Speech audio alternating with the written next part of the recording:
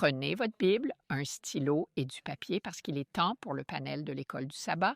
Ce trimestre, nous étudions comment grandir dans notre relation avec Dieu. C'est une étude merveilleuse. Nous en sommes déjà à la leçon 9 sur le péché, l'Évangile et la loi.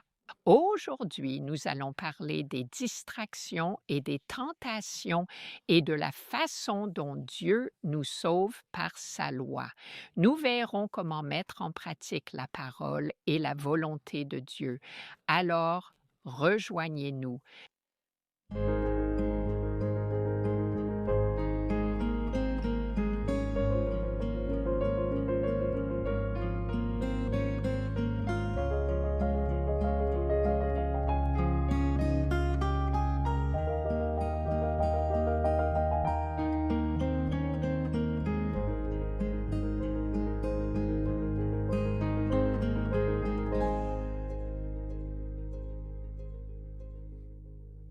Bonjour, je suis Shelley Quinn.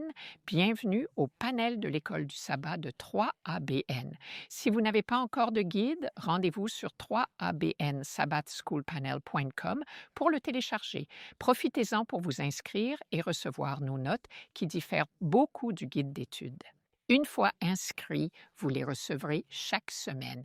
Voici notre merveilleux panel, votre famille 3ABN, le pasteur John Lomakong. Toujours un plaisir d'être à la table ronde de l'École du sabbat. Merci à tous. Pour ceux qui nous rejoignent, mon sujet du lundi, les forteresses dans ma relation avec Dieu. Pasteur Johnson. Merci, Sœur Shelley. Amis, j'ai la leçon de mardi et le titre est « La loi ». La loi. Amen. Pasteur Rafferty. Ravi d'être ici, Shelley. J'ai la leçon de mercredi et elle s'intitule « La loi et l'Évangile Et, et ensuite, ma sœur en Christ, Gilles Moriconi. Merci. Jeudi, nous verrons savoir et agir. Le savoir intellectuel face au vécu du cœur. Parfait. Vous avez la prière? Bien sûr. Saint-Père, nous nous présentons devant toi au nom de Jésus, si reconnaissant pour le don de ta parole et le don de ton esprit. En cet instant, veuille ouvrir nos esprits et nos cœurs. Vide-nous de nous-mêmes, remplis-nous de ton esprit.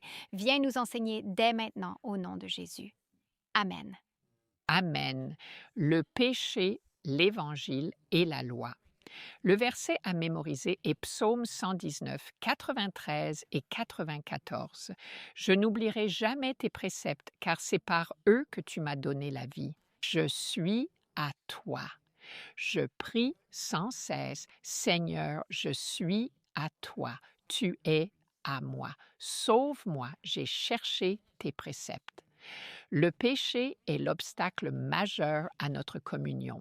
Ésaïe 59, verset 2 dit « Vos iniquités vous séparent de votre Dieu, vos péchés vous cachent sa face de sorte qu'il ne vous écoute pas, à moins que vous ne confessiez vos fautes et ne vous repentiez. Le péché nous sépare de Dieu, il nous trompe, il nous blesse.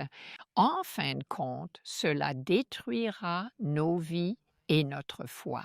Notre combat contre le péché a donc des conséquences éternelles. Mais que se passe-t-il? La société traite souvent le péché avec tant de légèreté. Et vous savez, lorsque nous normalisons quelque chose, si nous normalisons la complaisance et que nous évitons la confrontation, plus nous nous sentons à l'aise avec le péché, plus nous nous éloignons de Dieu. Ainsi, bien que tout le monde pêche, que ce soit en pensée, en intention, en parole ou en action, Dieu a révélé sa loi avec amour pour mettre le péché en évidence et nous ramener à lui. Cette semaine, nous allons donc explorer pourquoi Dieu a donné sa loi et comment les relations brisées avec lui peuvent être restaurées. J'ai la leçon de dimanche et elle va pas mal différer du manuel trimestriel, mais il s'agit de distraction et de tentation. Vous savez, l'histoire de Samson est à la fois puissante et donne à réfléchir, n'est-ce pas? Il a été appelé par Dieu avant sa naissance, doté par Dieu d'une force extraordinaire. devait être le sauveur d'Israël. Et si vous ne connaissez pas Samson, cherchez juste Samson et Dalila dans la Bible, mais nous voyons dans les chapitres 14 et 16 des juges que cela révèle un schéma tragique. Samson a servi Dieu pendant cédé constamment à la tentation. En fait, il flirtait avec le danger. Il a sous-estimé l'ennemi. Il a cru que sa force serait toujours là. Et finalement, les distractions et les tentations même qu'il a tolérées sont devenues les instruments de sa chute. À présent, je souhaite aborder le Cantique des Cantiques, chapitre 2, verset 15. En étudiant cette leçon, ce n'est pas dans le guide d'études, mais ce verset m'est venu à l'esprit et je le trouve puissant. Cantique des Cantiques 2,15. L'Écriture nous avertit: attrapez-nous les petits renards qui ravagent les vignes. Vous savez, les renards ne détruisent pas les vignobles du jour au lendemain. Ce qu'ils font, c'est ronger les racines.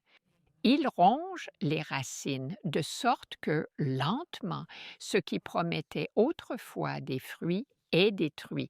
De même, ce ne sont souvent pas les péchés évidents dans nos vies, mais de petits compromis, des distractions quotidiennes qui affaiblissent notre vie spirituelle. Vous savez, la grande controverse est réelle. Je ne vois pas comment quelqu'un pourrait penser le contraire. Et la grande controverse affaiblit notre vie spirituelle. Si cela se joue dans nos propres cœurs et nos habitudes, et si nous ne le combattons pas, nous risquons d'être perdus. Satan sait que son temps est compté et sa stratégie n'est pas toujours de nous pousser à une rébellion ouverte. Sa stratégie consiste à nous maintenir dans une distraction confortable et de nombreuses distractions ne sont pas en soi un péché. Travail, réseaux sociaux, shopping, sport, loisirs, nourriture, l'excès étouffe notre temps avec Dieu dans sa parole et la prière. Cela fait taire les Écritures et réduit la place de Dieu en nous. Luc 20 et 1,34, Jésus nous a mis en garde. Prenez garde à vous-même. Écoutez, prenez garde à vous-même, de peur que vos cœurs ne s'alourdissent par les excès. Je ne fais pas d'excès. Par l'ivrognerie, je ne m'enivre pas, et par les soucis de cette vie. Aïe! Je fais partie de cette catégorie. Les soucis de la vie de cette vie figurent aux côtés des autres péchés évidents. Tout ce qui émousse notre vigilance spirituelle devient dangereux lorsque cela devient une priorité dans notre vie, lorsque nous le plaçons au premier plan. Samson est tombé parce qu'il s'est fié à sa propre force. Les victoires d'hier ne garantissent pas la protection de demain. Vous savez, parfois vous parlez avec des chrétiens et ils ont des histoires d'autrefois, oui, de la façon dont Dieu a agi dans leur vie, mais il n'y a pas de nouvelles histoires. C'est inquiétant. 1 Corinthiens 10,12 nous rappelle: « Ainsi donc que celui qui croit être debout prenne garde de tomber. » L'ennemi étudie nos faiblesses et travaille patiemment à émousser notre sensibilité à Dieu, parfois par la culpabilité et la honte, ou par un sentiment insidieux d'indignité qui nous éloigne de celui-là même qui pourrait nous restaurer. Jésus comprend notre condition. Il a connu fatigue, pression et tentation. Il n'a pourtant jamais vu le temps passer avec son Père comme optionnel. Luc 5,16, Jésus se retirait souvent au désert pour prier. Luc 6,12, avant toute décision majeure, il montait prier sur la montagne et passait la nuit avec Dieu. Marc 1,35, tôt le matin alors qu'il faisait encore nuit, il a recherché la solitude avec Dieu. Jésus savait que la communion avec le Père n'était pas un luxe. C'est une question de survie. Il en va de même pour vous et moi. Les distractions mènent à la tentation et à l'apathie spirituelle. Et l'apathie est un état dangereux pour le cœur. Il est parfois difficile à déceler. Apocalypse 3, 14 à 22 nous montre à quel point le Christ considérait l'apathie spirituelle avec sérieux. Il réprimande les cœurs tièdes, non pas pour les condamner, mais pour les réveiller. Son invitation demeure tendre. Dans Apocalypse 3, 20, nous voyons qu'il dit « Voici, je me tiens à la porte et je frappe. Mais vous savez quoi? La distraction nous empêche d'entendre ces coups à la porte. La dévotion ouvre la porte. La bonne nouvelle est celle-ci. La victoire ne dépend pas de notre force, elle dépend de notre abandon. 2 Corinthiens 12, 9, Jésus a dit à Paul, « Ma grâce te suffit car ma puissance s'accomplit dans la faiblesse. » La victoire vient lorsque nous cessons de compter sur nous-mêmes et permettons à la puissance de Dieu d'agir à travers nous par notre faiblesse abandonnée. Philippiens 2,13, j'aime beaucoup cette promesse. Il est dit, c'est Dieu qui agit en vous pour vous donner le vouloir et le faire selon son bon plaisir. D'abord, il transforme notre volonté et nous amène à vouloir, à désirer ses voies. Et vous savez quoi? Il ne nous force pas à agir, mais quand il change nos cœurs, il nous demande de faire un pas de foi et la puissance du Saint-Esprit se manifeste et il nous rend capables de le faire. Il nous donne la force par son esprit. Même le désir d'obéir vient de Dieu. Ainsi, la véritable obéissance est une victoire durable qui découle de la puissance de l'Esprit. L'abandon appelle la direction et la force divine là où la sagesse humaine fait défaut. Romains 8, 13 et 14. J'adore ce passage. Si par l'Esprit vous faites mourir les actions du corps, vous voyez donc le Saint-Esprit et vous travaillez ensemble. Si par l'Esprit vous faites mourir, c'est vous qui coopérez avec le Saint-Esprit, vous vivrez, car tous ceux qui sont conduits par l'Esprit de Dieu sont les fils, les enfants de Dieu. La victoire sur le péché est conduite et fortifiée par l'Esprit. Ce n'est pas seulement une question d'autodiscipline. Romains 10, verset 17 dit que la foi vient en entendant et en entendant par la parole de Dieu. La parole de Dieu révèle ces petits renards et les paroles de Dieu renforcent nos racines et elles restaurent la fécondité. Matthieu 6, 33 dit « Cherchez d'abord le royaume de Dieu et sa justice, et tout le reste vous sera donné. Demandez-vous, quels sont les petits renards dans ma vigne? Quelle distraction vole mon temps, mon attention et mon affection destinée à Dieu? Présentez-les au Seigneur. Il connaît votre faiblesse. Dites-lui simplement, Seigneur, produis en moi le vouloir et le faire selon ton bon plaisir. Amen. Merci, Shelley, d'avoir posé ces bases. Comme c'est beau. J'ai le lundi qui s'intitule Les forteresses dans ma relation avec Dieu. Shelley a introduit ce passage, mais c'est le fondement de ce que je vais aborder lundi. 1 Corinthiens 10:12, Ainsi donc que celui qui croit être debout prenne garde de tomber. Vous savez, c'est vraiment très significatif. Il y a des gens qui ont peur des escalators parce qu'ils n'ont plus le contrôle. J'ai vu une photo d'un homme terrifié à l'idée de devoir prendre un escalator. Quelqu'un a fini par le prendre dans ses bras pour le porter dessus. C'est une image magnifique. Si vous craignez d'avancer, sachez que Jésus vous portera. Il vous donnera la motivation nécessaire pour que votre vie ne soit plus figée, mais qu'elle soit faite de progrès constants. Louez-le. La leçon souligne qu'il existe de nombreux messages dans la Bible qui parlent de notre relation avec Dieu et des obstacles qui nous empêchent de grandir en Christ. Considérez ces paroles de Paul et de Jésus. Maintenant, la Bible ou la leçon met ces points en évidence. Le premier est Matthieu 6:2. Ne sonnez pas de la trompette devant vous, comme font les hypocrites, afin d'être glorifiés par les hommes. Et il est dit, arrêtez de dire à tout le monde à quel point vous êtes bon. Soyez humbles à l'image de notre Seigneur Jésus. J'ai nourri tant de gens, j'ai distribué tant de vêtements. Non, surtout pas, ne vous mettez pas à sonner de la trompette comme le font les hypocrites. Votre récompense se limite à cela et Dieu ne vous accordera plus aucune bénédiction. L'autre passage est Matthieu 5, 28 à 29.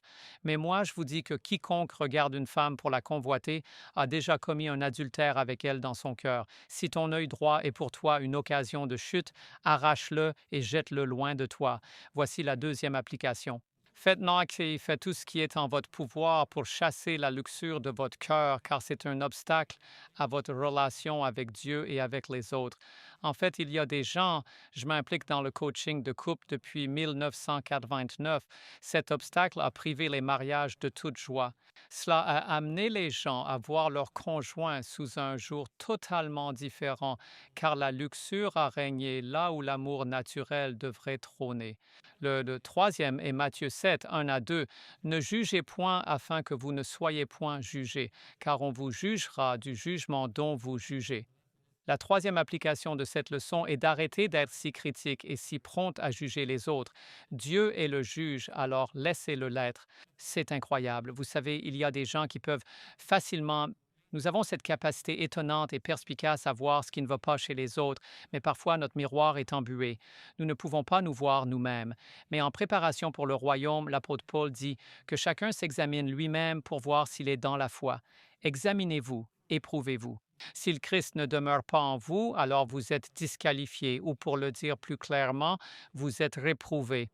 En troisième lieu, je vous exhorte à cesser de nourrir de la haine envers vos ennemis, car toute animosité que vous entretenez à leur égard finit par rompre votre lien avec Dieu. Au lieu de cela, commencez à prier pour vos ennemis et voyez comment cela change non seulement votre façon de parler à Dieu et de marcher avec lui, mais aussi votre relation avec les autres. Lorsque vous commencez à voir les gens non pas comme vos ennemis, mais comme des personnes qui ont leurs propres difficultés dans leur vie, qui ont leurs propres forteresses auxquelles elles doivent faire face. Vous savez, si quelqu'un trébuche sans cesse sur le trottoir, vous ne le traitez pas d'idiot, passez-moi l'expression. Vous dites qu'ils ont énormément de mal à se déplacer, c'est bien cela? J'ai lu l'histoire d'un homme qui était chargé de la réfection des marches de la Maison-Blanche, et je vous assure que c'est une histoire tout à fait véridique. Il y a fort longtemps, au tout début de la construction du Capitole, les gens trébuchaient constamment, si bien que quelqu'un a fini par demander « Mais enfin, qui a bien pu concevoir ces marches ?» Et le type qui a réparé les marches, il les a testées. Il a dit « Je les ai réparées, je les ai testées, et elles étaient parfaite quand je suis monté et descendu pour finalement découvrir qu'il avait une jambe plus courte que l'autre. Il avait une jambe de bois et donc ce qui était bien pour lui faisait trébucher les autres. Il se peut que certaines choses soient bonnes pour vous, mais quelle soit la raison pour laquelle les autres trébuchent, parce que vous vous érigez en référence. Vous vous utilisez comme étalon pour juger pourquoi les autres ne devraient pas trébucher et vous êtes aveugle à votre propre insuffisance. Alors, mais moi, je vous dis, Matthieu 5, 44, aimez vos ennemis, bénissez ceux qui vous maudissent, faites du bien à ceux qui vous haïssent et priez pour ceux qui vous maltraitent et vous persécutent. Vous voyez, Jésus a averti de ce que nous devons faire lorsque nos mains, nos pieds et nos yeux nous poussent au péché. Sur quoi portait l'avertissement de Jésus? Matthieu 9, Marc 9, 42 à 48. Ensuite, j'ai 4 points que je vais aborder très rapidement. Laissez-moi passer en revue Matthieu 9, Marc 9, 42 à 48. Mais si quelqu'un devait faire trébucher ne serait-ce qu'un seul de ces petits-enfants qui placent leur foi en moi, il serait bien préférable pour lui qu'on lui suspende une lourde meule de moulin tout autour de son cou et qu'on le précipite au fond des profondeurs de la mer. Si ta main est pour toi une occasion de chute, coupe-la. Mieux vaut pour toi entrer manchot dans la vie que d'avoir les 2 mains et d'aller en enfer, dans le feu qui ne s'éteint point, c'est-à-dire que l'homme n'a aucun pouvoir de l'éteindre tant qu'il n'a pas accompli son dessein. Verset 44, là où le ver ne meurt pas et où le feu ne s'éteint pas, et si ton pied te pousse à pécher, coupe-le. Mieux vaut pour toi entrer dans la vie boiteux plutôt que d'avoir 2 pieds et d'être jeté dans la géhenne, dans le feu qui ne s'éteint jamais. Verset 46, où leur ver ne meurt point et où le feu ne s'éteint point. Et si ton œil est pour toi une occasion de chute, arrache-le. Mieux vaut pour toi entrer dans le royaume de Dieu avec un seul œil, plutôt que d'avoir 2 yeux et d'être jeté dans la géhenne où leur ver ne meurt point et où le feu ne s'éteint point. Quel contraste! Je préfère le paradis pour y être restauré et retrouver mon œil, plutôt qu'avoir les deux et être perdu. C'est là l'application. Se couper la main ou le pied ou s'arracher l'œil parce qu'ils vous font pécher, c'est extrême. Mais quel en était le but? C'était censé l'être, mais Jésus considère le péché comme grave, tout comme son impact dans nos vies. Cela peut paraître extrême, mais l'enfer l'est encore plus. Alors, à quel point prenez-vous le péché au sérieux? Réfléchissez à ceci.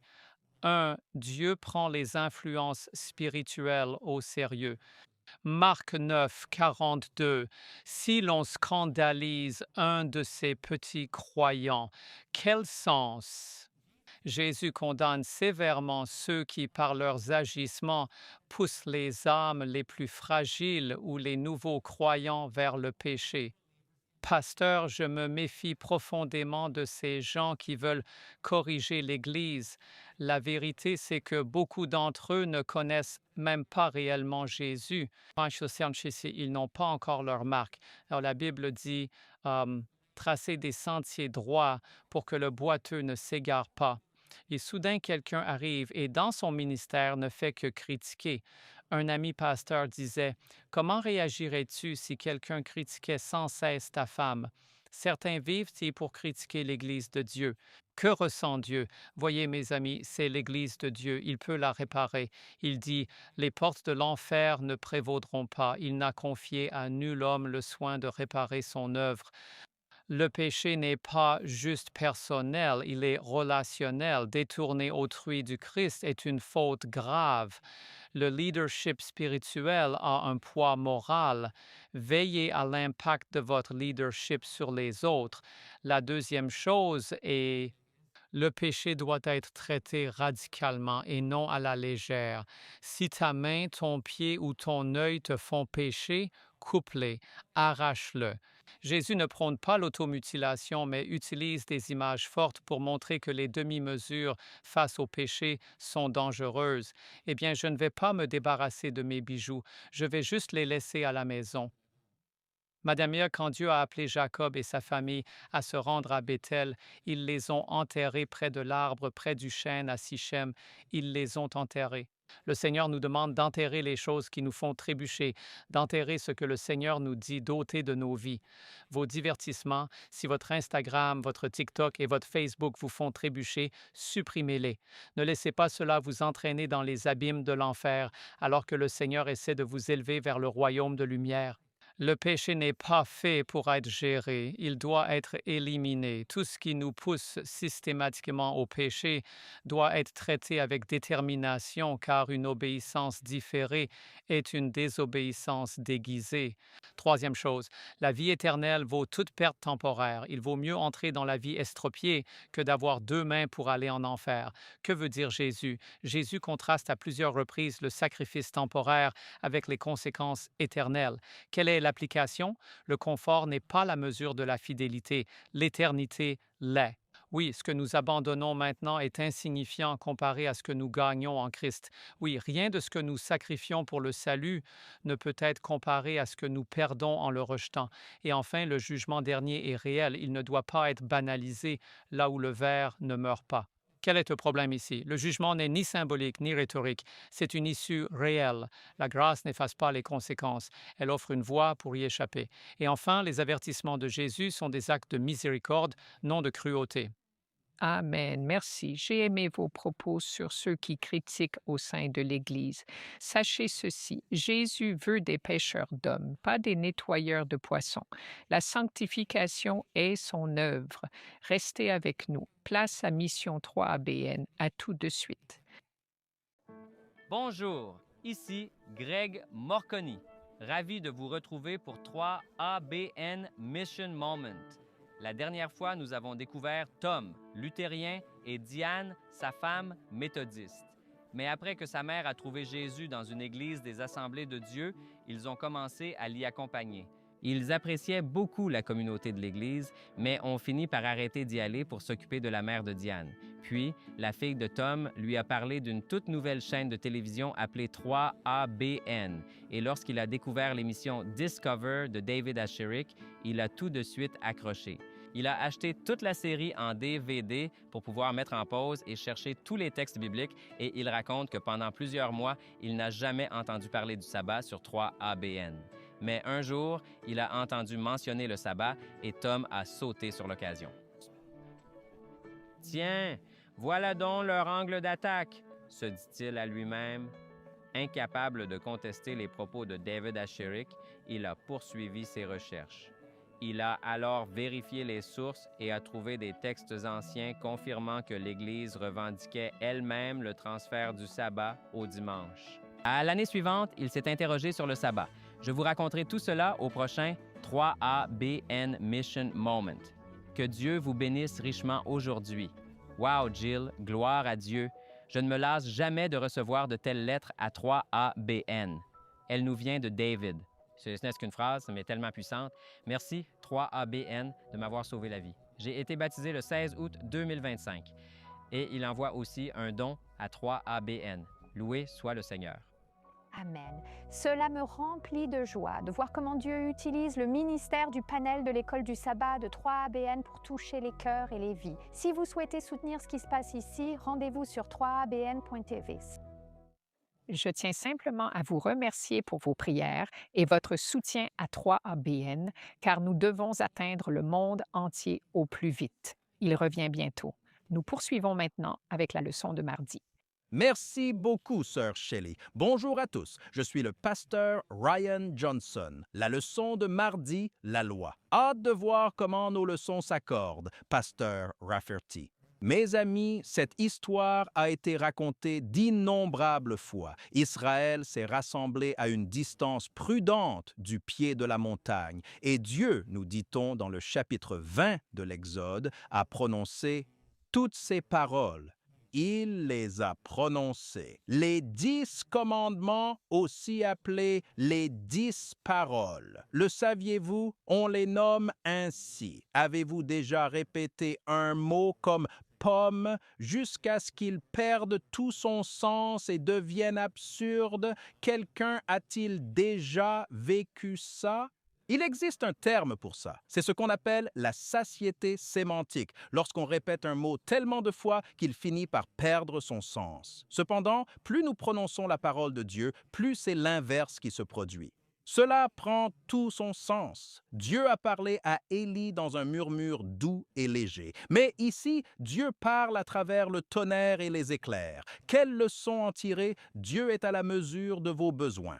Dieu est aussi petit que vous en avez besoin. C'est un Dieu fractal, comme j'aime à le dire. Mais au Sinaï, il est là, parlant au milieu des tonnerres et des éclairs. Et il est également écrit dans les chapitres 31 et 34 de l'Exode que Dieu écrit les commandements de son doigt. Les 10 commandements sont donnés sous 2 formes. Ils sont donnés oralement. Ils sont donnés sous forme écrite. écrit du doigt de Dieu. Je sais qu'il y a certains qui insisteraient pour dire que Dieu est droitier. Je suis gaucher, j'ai failli le faire comme ça. Je ne voulais pas que quelqu'un écrive et se fâche contre moi. Et voici une réflexion. Dieu touche réellement les commandements lorsqu'il les crée. Que crée Dieu d'autre de ses mains? Il crée l'humanité de ses mains. Vous pouvez trouver cela dans les chapitres 1 et 2 de la Genèse. Et en fait, ce que Dieu dit, c'est « faisons l'homme ». Puis il poursuit en disant « à notre image ». Ayant le caractère qui est le mien, dit Dieu. Je me demande si les commandements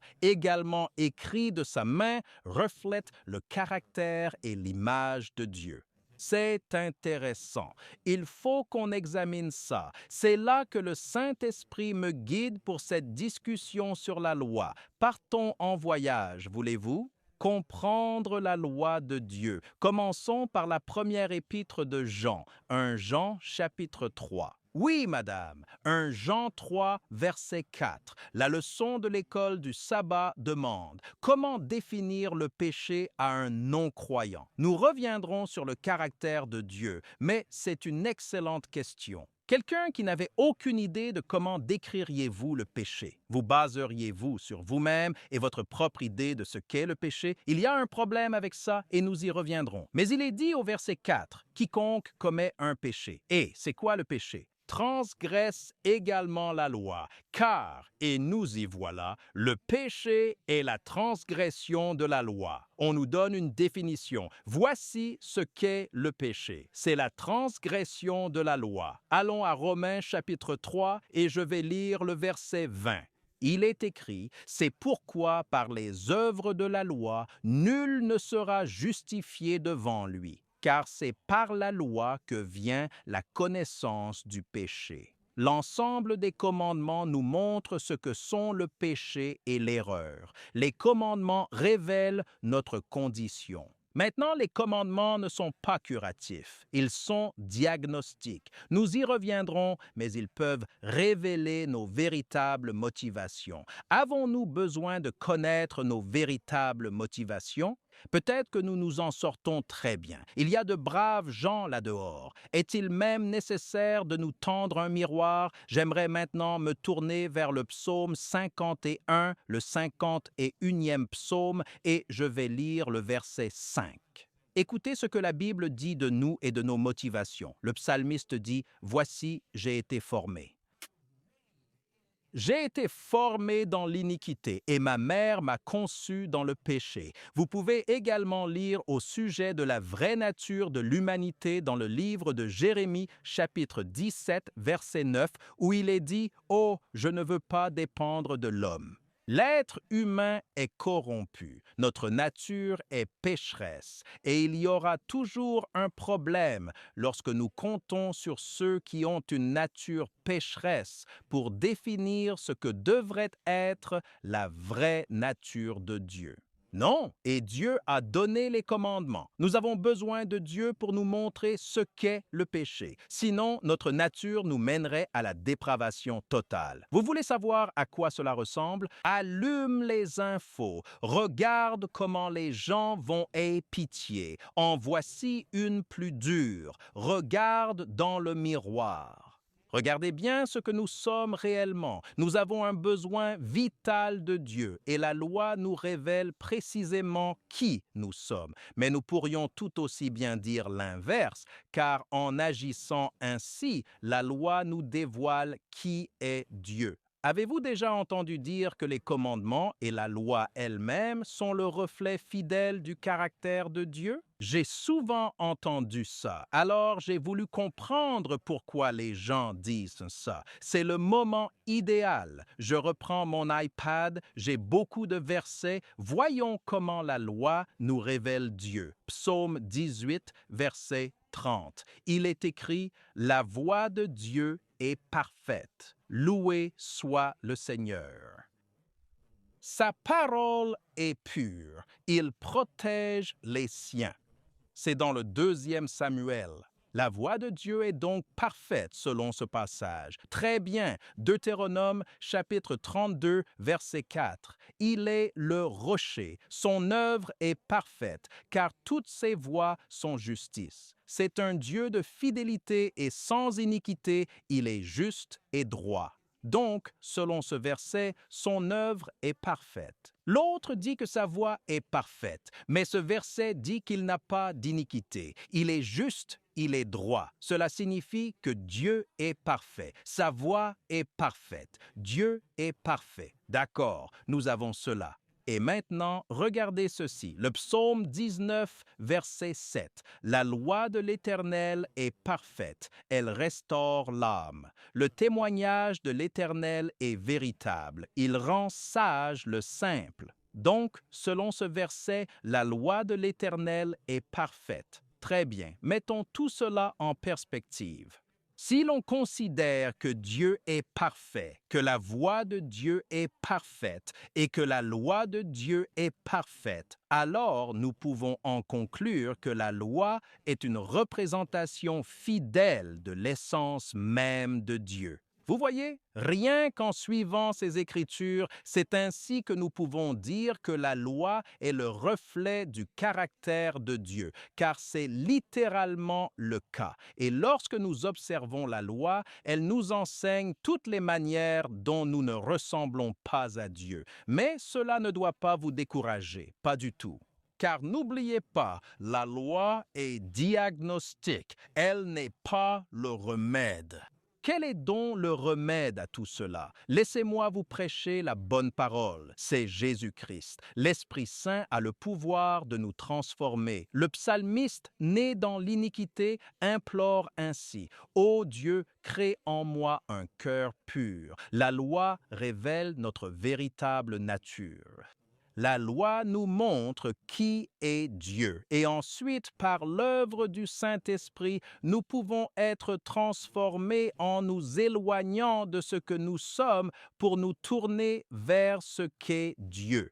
La loi nous impacte vraiment. Il y a des années, Anissa et moi avons conçu d'immenses commandements pour une église en Caroline du Nord, surnommés les commandements flottants. Ils sont en acrylique. J'en suis vraiment fier, c'est super. En travaillant dessus, j'ai étudié des exemples de la loi et sa place dans l'espace public fait débat. J'en discutais avec le pasteur Loma Kang. Oui, nous devrions respecter la loi, nous devrions nous pencher sur la loi, mais légiférer et insister là-dessus, c'est une toute autre paire de manches. On était justement en train de regarder ça. Et puis, j'ai trouvé cette étude où des gens ont posé un iPhone par terre pour voir combien de passants le voleraient. Ensuite, ils ont pris une copie des commandements, l'ont placé juste à côté du téléphone et ont posé le tout par terre. Vous savez, quasiment personne n'a pris le téléphone. La loi leur rappelle qui ils sont, mais elle est diagnostique.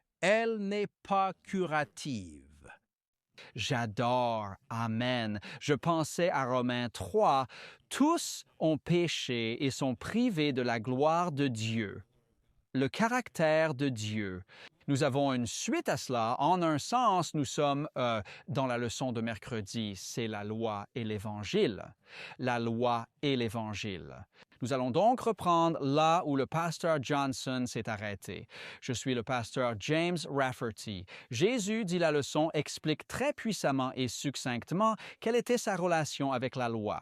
Dans Matthieu chapitre 5, versets 17 et 18, examinons ces versets. Matthieu 5, 17 à 18, il est écrit « Ne croyez pas, dit Jésus, que je sois venu pour abolir la loi ou les prophètes. Je ne suis pas venu pour abolir, mais pour accomplir. En vérité, verset 18, je vous le dis, tant que ciel et terre ne passeront, aucun iota, aucun trait ne sera retiré de la loi avant que tout soit accompli.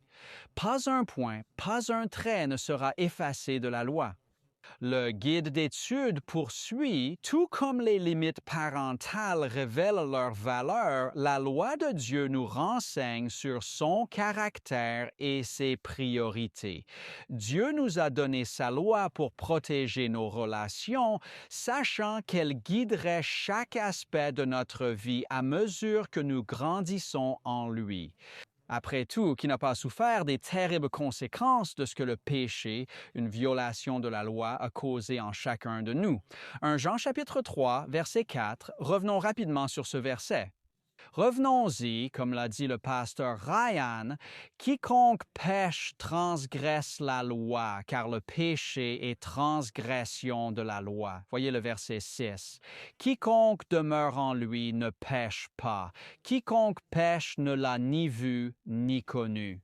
C'est ce lien relationnel avec cette notion frappante de transgression. La définition du péché est clairement la transgression de la loi et il est lié à une relation constante avec le Christ, le fait de demeurer en lui et de le connaître. Les deux sont indissociables. C'est pourquoi il nous est dit dans Romains 3, 23 que tous ont péché et sont privés de la gloire de Dieu. N'est-ce pas? La gloire de Dieu, le caractère de Dieu. Le guide d'études poursuit donc en disant que Jésus lui-même a expliqué avec beaucoup de puissance et de concision quelle est sa relation avec la loi. Dans Matthieu 5, 17 à 18. Regardons cela ensemble. Matthieu chapitre 5, versets 17 et 18, et voyons ce que Jésus dit alors que nous poursuivons notre étude sur la loi et l'Évangile. Je ne suis pas venu pour abolir la loi ou les prophètes, mais pour les accomplir. Tant que le ciel et la terre subsisteront, pas un iota ne disparaîtra avant que tout soit accompli. C'est comme le point sur le i ou la barre sur le t. C'est un peu comme la manière dont les parents fixent des limites à leurs enfants. Cela révèle leur valeur, n'est-ce pas? La loi de Dieu nous révèle son caractère. Elle montre ce qui compte pour lui. Le guide d'études trimestriel ajoute que Dieu nous a donné sa loi pour protéger notre relation avec lui et entre nous. C'est pourquoi 1 Jean 3, 4 est suivi de 1 Jean 3, 6. La transgression de la loi est directement liée à la relation qui consiste à le connaître et à demeurer en lui. Il protège donc cette relation avec lui et entre nous. Les 4 premiers commandements du Décalogue traitent de notre relation avec Dieu, les 6 derniers de notre relation avec autrui. Et bien sûr, nous comprenons que les lois qui régissent les rapports humains peuvent être légiférées par le droit civil, mais que ce n'est pas le cas pour les 4 premières. Nous le voyons dans Romains 13. Ainsi, Dieu nous donne cette loi pour protéger nos relations, sachant qu'elle guidera chaque aspect de nos vies à mesure que nous grandissons en lui. Après tout, le trimestriel ajoute « Qui n'a pas souffert des terribles conséquences de ce que le péché, une violation de la loi, a causé à chacun d'entre nous? » L'amour pour Jésus est au cœur même de la loi, car Jésus a dit « Si vous m'aimez, vous garderez mes commandements. » Et c'est la version nette. C'est dans le grec, mais l'obéissance à la loi de Dieu est la manifestation de l'amour de Dieu dans nos cœurs. Le chapitre 4 de 1 Jean nous dit que nous l'aimons car il nous a aimés le premier. Dieu nous aime. Il a déposé son amour en nous et Jésus nous dit que cela implique de garder ses commandements. Aimer Jésus nous pousse tout naturellement à respecter sa loi. Lorsque nous percevrons clairement sa loi, nous nous sentirons poussés à aimer davantage Jésus. Et plus important encore, garder constamment devant nos yeux la vision de la croix et de la mort substitutionnelle du Christ pour nous est le meilleur moyen de cultiver notre amour pour Dieu. C'est pourquoi l'Évangile va de pair avec la loi. En fin de compte, peu importe la confiance que nous plaçons dans la loi, aux yeux de Dieu, elle n'a pour unique fonction que de nous condamner. Comme je l'ai mentionné plus tôt, il s'agit d'un simple diagnostic. Elle ne pardonne pas, ne justifie pas et n'expie jamais rien. Au contraire, cela souligne pourquoi nous devons être pardonnés, oui, pourquoi nous devons être justifiés et rachetés. Jacques dit que la loi est un miroir. Elle révèle qui nous sommes vraiment. Le guide d'études met tout particulièrement l'accent sur le fait que l'Évangile demeure absolument essentiel pour parvenir à une compréhension profonde de la loi. C'est par le biais de la foi et non par le fruit de nos propres œuvres que la mort du Christ nous est pleinement imputée. L'apôtre Paul écrit dans l'Épître aux Galates, au chapitre 3, verset 24, que la loi agit comme notre pédagogue, nous conduisant ainsi vers le Christ afin que nous soyons justifiés. Romains 3,19 nous dit que la loi nous condamne pour fermer toute bouche afin que nous soyons justifiés par la foi. Dans Romains 7,7, la loi révèle le péché. Sans elle, je n'aurais jamais pu le connaître. Mes versets préférés se trouvent dans la première épître à Timothée au chapitre 1, des versets 5 à 11. Le but est un amour profond, né d'un cœur pur, d'une conscience droite et d'une foi sincère. En commençant par le verset 5 de 1 Timothée, « Or, le but du commandement, c'est-à-dire l'objectif du commandement, non pas l'abolition du commandement, en grec, le telos, le but de tout ceci, c'est l'amour qui jaillit d'un cœur pur, d'une conscience qui est restée droite et d'une foi qui est vraiment sincère. Certains, en s'en détournant, se sont égarés dans des discours stériles, ne comprenant rien à ce qu'ils disent de la loi. Mais nous savons au verset 8 que la loi est bonne. C'est ce que Paul dit dans le chapitre 7 de Romains. La loi est bonne, elle est sainte, elle est juste. La loi est bonne. Alors comment savons-nous que la loi est bonne? Parce qu'elle est utilisée légalement tant qu'un homme l'utilise légalement, c'est bien. Alors à quoi sert-elle? À quoi sert la loi? La loi n'est pas faite pour le juste, mais pour les sans-loi, les rebelles, les impies, les pécheurs, les profanes, les impurs, les parricides et les assassins. En somme, la loi nous convainc de pécher pour que, si nous confessons nos fautes, Dieu nous pardonne et nous purifie de toute iniquité maintenant. Et si on ignorait ce qu'est le péché, si on abolissait la loi, pour ne plus savoir ce qu'est le péché. Rien ne plairait plus à Satan que d'effacer la loi de Dieu pour qu'on n'ait plus de définition du péché. Le péché, c'est transgresser la loi. Si l'avortement est un choix et non un meurtre, le confesserons-nous? Si on peut choisir n'importe quel jour pour adorer Dieu et oublier le 7e jour sanctifié, l'avouerons-nous? Si vénérer des images de Jésus et Marie n'est pas de l'idolâtrie, l'avouerons-nous? Voyez comme le diable est subtil. Jésus a insisté, « Je ne suis pas venu abolir la loi. La loi nous convainc de péché. Elle nous pousse à chercher en Jésus notre Sauveur. Si nous confessons nos péchés, que va faire Jésus si nous confessons nos péchés? Il va nous pardonner. Pourquoi? Parce qu'il est juste. C'est ce que dit le texte. Parfois, nous pensons que c'est parce qu'il est miséricordieux. Jésus nous pardonne parce qu'il est miséricordieux. Non. Jésus nous pardonne par miséricorde, certes, mais aussi par justice. Pourquoi? Car 2 Corinthiens 5:21 dit qu'il fut fait péché pour nous, lui qui ne l'a pas connu, afin que nous devenions justice de Dieu en lui. Il serait injuste qu'après un tel sacrifice, nos péchés confessés ne soient pas pardonnés. N'est-ce pas juste? Jésus a déjà payé le prix de vos péchés. Il est votre sauveur. Vous dites, « Eh bien, je ne veux rien avoir à faire avec Jésus. » Eh bien, lui, il veut tout avoir à faire avec vous.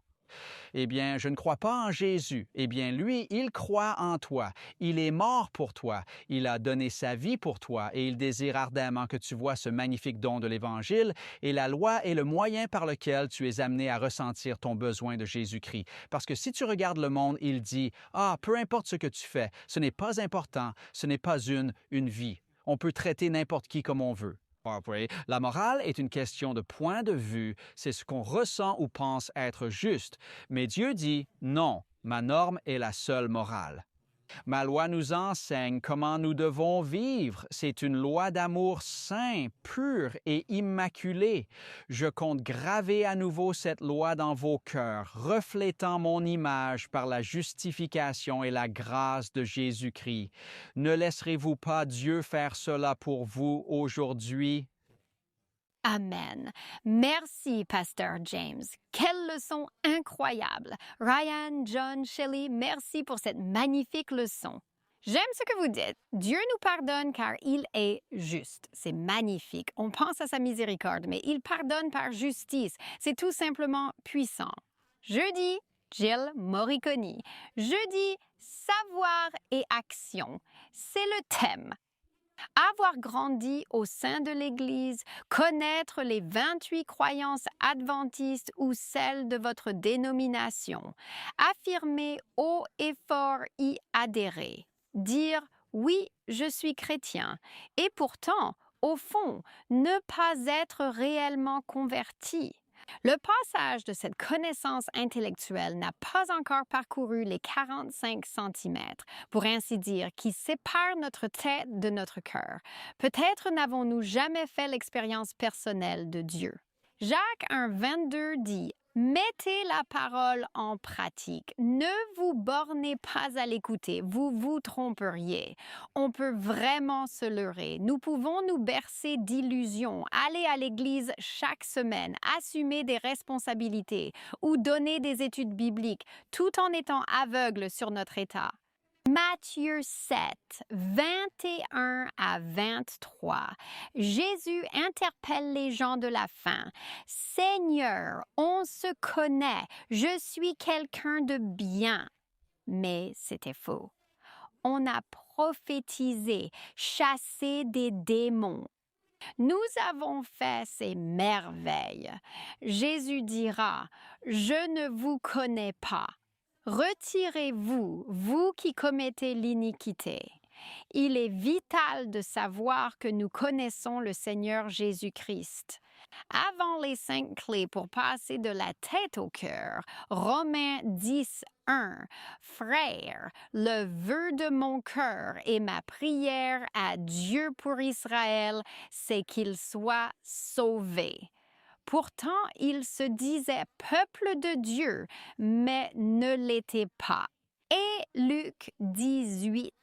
Ryan Johnson en a parlé ce trimestre. Le pharisien et le publicain, celui qui se croit juste. Je fais tout ce que je suis censé faire. Je paie la dîme, je suis le message de santé et j'honore le sabbat.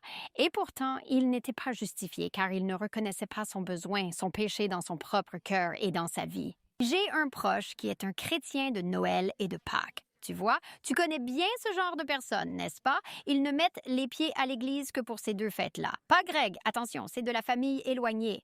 Ils me disent, Jill, je suis quelqu'un de bien. On t'a dit, je suis quelqu'un de bien, je ne blesse personne, je suis droit, je respecte la loi, je suis une bonne personne, mais je ne suis pas sans péché. 1 Corinthiens 9, 27. Je traite mon corps durement, je le tiens assujetti, de peur d'être rejeté après avoir prêché aux autres. On peut prêcher en chair, animer l'école du sabbat et ne pas connaître Jésus au fond de soi. Galates 5, 4, une autre écriture et ensuite nous passerons à la solution. Galates 5, 4, pour moi, c'est l'une des écritures les plus tristes, Shelley. Vous êtes éloigné de Christ. Et comment? Comment nous séparons-nous de Christ? Vous qui cherchez à être justifiés par la loi, vous êtes déchus de la grâce. Pensez que plus j'en fais, plus j'ajoute d'œuvres, que je m'efforce de respecter la loi par mes propres forces. Cela éloigne Jésus, car je ne reconnais plus mon besoin de lui.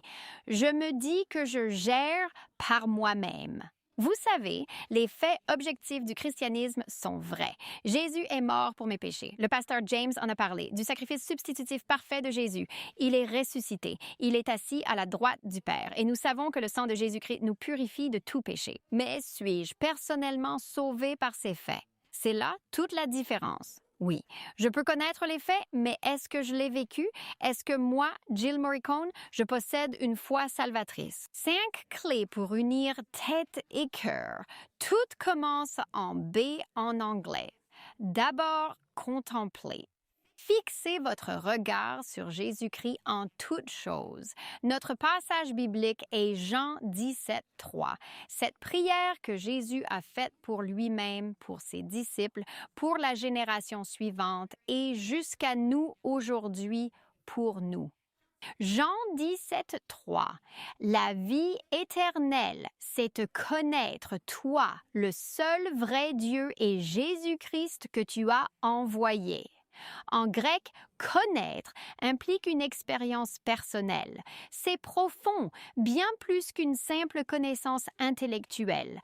C'est une expérience personnelle, celle de connaître Dieu par nous-mêmes. Vous dites tous connaître mon mari, Greg, et vous le connaissez tous d'une façon ou d'une autre, mais je le connais mieux que vous. Pourquoi? Parce que je vis avec lui. On se réveille, on mange, on se couche ensemble. Connaître quelqu'un intimement, c'est bien différent de savoir des choses sur lui. C'est ça, vraiment connaître quelqu'un. Voyez-vous, la vie éternelle n'existe pas sans Jésus-Christ. On dit que l'Évangile parle de Jésus, mais c'est faux. L'Évangile est Jésus. Le Christ est notre doctrine. Il est la parole. Voir Jésus dans la relation, dans la religion, dans l'Église, au travail, dans la famille, dans la vie. Cherchez Jésus dans tout. Contemplez, fixez vos yeux sur Jésus. Deuxième est attention. Détournez-vous de vous-même, de votre justice et de vos efforts. C'est un défi pour les chrétiens. Nous croyons être justifiés par la foi, puis devoir agir par nous-mêmes. On pense que la sanctification dépend de nous au lieu de voir que Dieu agit en nous. Philippiens 3, 9. Être en lui, sans justice propre, issue de la loi, mais celle venant de la foi en Christ, justice de Dieu par la foi, pour le connaître. Voilà notre mot. Connaître, connaître par expérience. Pour le connaître, lui, sa puissance de résurrection, partager ses souffrances conformes à sa mort. Nos œuvres, c'est la justice de la loi. J'appelle ça une pseudo-justice, une obéissance de façade sans transformation du cœur.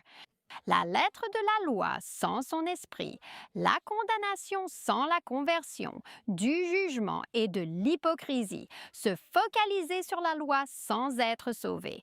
Il est si facile de sombrer dans la justification par les œuvres. Prenez garde, c'est la deuxième clé. Soyez vigilants.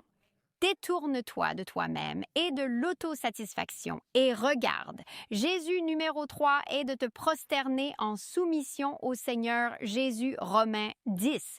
Nous avons fait référence au verset 1. Nous allons relire cela car il parle de la reddition. Frères, mon désir et ma prière à Dieu pour Israël est qu'ils puissent être sauvés. Je leur rends témoignage qu'ils ont du zèle pour Dieu, mais pas selon la connaissance. Verset 3. Ils ignorent la justice de Dieu et cherchent à établir leur propre justice. Voici le mot qui arrive. Ils ne se sont pas soumis à la justice de Dieu. Car Christ est le but, le télos, la finalité, l'objectif ultime de la loi pour la justice de tous ceux qui croient. Alors, qu'est-ce que cela signifie? Nous devons nous soumettre à la justice de Jésus. Si je veux vivre une expérience de cœur, je dois abandonner ma propre volonté et ma propre voie au Seigneur Jésus. Renoncer à ma volonté, à ma voix. L'abandon n'est pas un acte matinal unique, c'est un choix de chaque instant. Quand il m'appelle, je peux dire « Non, Pasteur James, je fais à ma guise ». Je suis mon maître ou dire « Non, Dieu, que veux-tu? Je veux te suivre ». Dans l'abandon, je demeure en lui, chez lui, et lui en moi. Quatrième point, croyez, recevez le Christ vivant en vous. Galates 2, 20. Crucifié avec le Christ, ce n'est plus moi qui vis, mais le Christ en moi. Je vis dans la chair par la foi au Fils de Dieu qui m'a aimé et s'est donné pour moi. Pasteur John, vous citez souvent Romains 7, 17. Ce n'est pas moi, mais le péché en moi. Et ici, ce n'est pas moi qui accomplis les bonnes œuvres, c'est Jésus qui habite mon cœur et ma vie. Et cela se produit lorsque je m'abandonne et que je le reçois vivant en moi.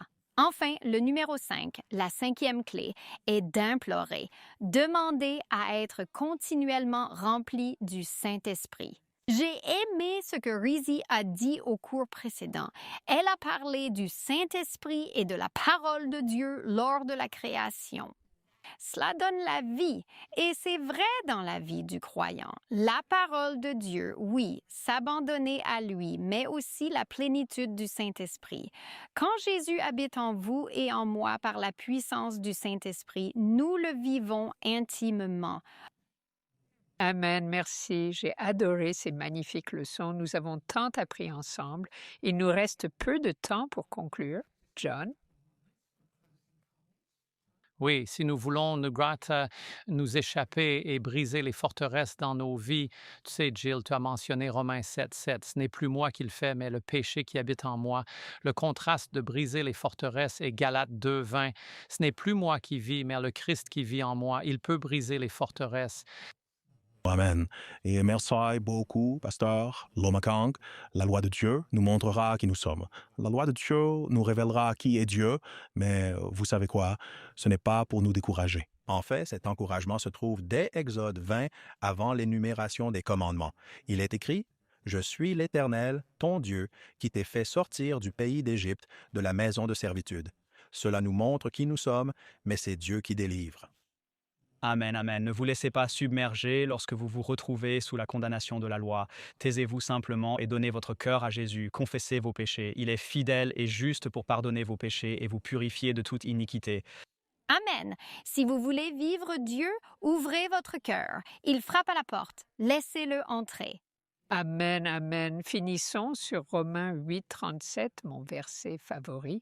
Il est écrit: « Mais dans toutes ces choses, nous sommes plus que vainqueurs par celui qui nous a aimés. » Ainsi, notre victoire sur les distractions, les tentations et le péché découle de notre union avec le Christ, du fait de demeurer en lui, d'être soutenu par le Saint-Esprit, et cela s'exprime par un abandon quotidien. Nous vous attendons la semaine prochaine pour la leçon 10, repentir et pardon. À la semaine prochaine.